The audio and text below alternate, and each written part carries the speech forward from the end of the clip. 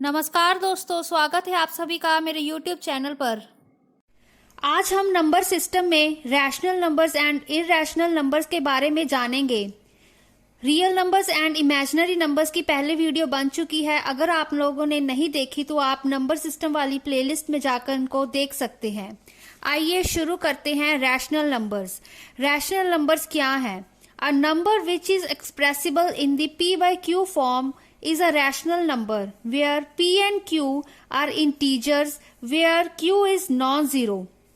Simple language में हम इसे क्या कह सकते हैं? वो नंबर जिसको हम एक फ्रैक्शनल फॉर्म में एक p by q की फॉर्म में एक्सप्रेस कर सकें, वेयर जो p एंड q होंगे वो एक इंटीजर्स होंगे एंड जो डिनोमिनेटर q है वो हमारा नॉन जीरो होगा। जो डिनोमिनेटर है हमारा वो हमेशा नॉन जीरो रहना चाहिए और जो हमारे साथ p by q की फॉर्म मिल जाए तो उसको हम रैशनल नंबर कहते हैं। और इसे क्या कह सकते हैं? A number whose decimal expansion terminates after finite number of digits और रीअक्कर्स। रीअक्कर का मतलब होता है रिपीट होना।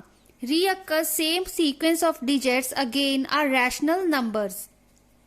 वो नंबर जिसकी डेसिमल एक्सपेंशन थोड़े नंबर्स के बाद टर्मिनेट हो जाए, खत्म हो जाए, ठीक है, after finite number of digits terminate हो जाए, उसको हम रैशनल नंबर कहेंगे। और क्या कह सकते हैं? जहां तो वो सेम सीक्वेंस रिपीट होती जाए, ठीक है। एग्जाम्पल के साथ समझते हैं इसको। जैसे 7/6 है, इसको डेसिमल फॉर्म में लिखेंगे तो आता है कि 1.666 अप टू सो ऑन 66 ही आता जा रहा है, ठीक है। तो क्या है? ये एक रिपीटिंग सीक्वेंस आ गई, ठीक है ना, सेम सीक्वेंस आ गई। 6 क्या रिपीट हो रहा है तो सेम है, ठीक है। तो 7/6 क्या हो गया? एक रैशनल नंबर हो गया। तो p by q की फॉर्म में है, ठीक है ना। 7 भी इंटीजर है, 6 भी इंटीजर है, q नॉन जीरो है, मतलब 6 क्या है? नॉन जीरो है, ठीक है। और एक हमारे पास रिपीटिंग सीक्वेंस बन रही है, तो क्या है? ये एक रैशनल नंबर। जो भी चीज हम फ्रैक्शन की फॉर्म में लिख सकते हैं, जैसे 2/1 लिखा हुआ है तो वो भी क्या है? एक 2 क्या है? एक रैशनल नंबर। अब देखिए यहाँ पे मैंने 1.5 लिखा हुआ है, जो 1.5 है तो ये इसके बाद कोई और नंबर नहीं आ रहा, ठीक है। तो ये टर्मिनेट हो गया, खत्म हो गया, तो ये भी क्या है? एक हमारे पास रैशनल नंबर, ठीक है ना। तो आइए अब आगे देखते हैं। पाई है जो वो कहते हैं रैशनल नंबर नहीं है। क्यों? क्योंकि वो एक नॉन टर्मिनेटिंग सीक्वेंस है। पाई की वैल्यू क्या होती है? 3.14 अप टू सो ऑन, ठीक है ना। पाई की वैल्यू है वो खत्म ही नहीं हो रही, वो अप टू इन्फिनाइट तक जा रही है, तो इसलिए वो रैशनल नंबर नहीं है। ये पाई क्या है? एक इरैशनल नंबर है, ठीक है। जो रैशनल नंबर है वो नेगेटिव नंबर्स भी इंक्लूड करता है, ठीक है। इंटीजर्स हो गए, डेसिमल वही फ्रैक्शन आ गई, ठीक है। नेचुरल नंबर्स हो गए, होल नंबर्स हो गए, ठीक है।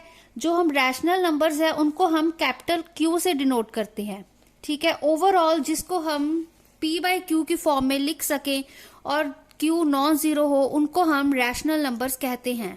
आइए अब जानते हैं हम इरैशनल नंबर्स क्या होते हैं। इरैशनल नंबर्स की डेफिनेशन देखते हैं। The real number which are not expressible in the form of p by q where p and q are integers and q is non-zero are irrational numbers। जिनको हम p by q की form में express नहीं कर सकते वो क्या होते हैं? irrational numbers।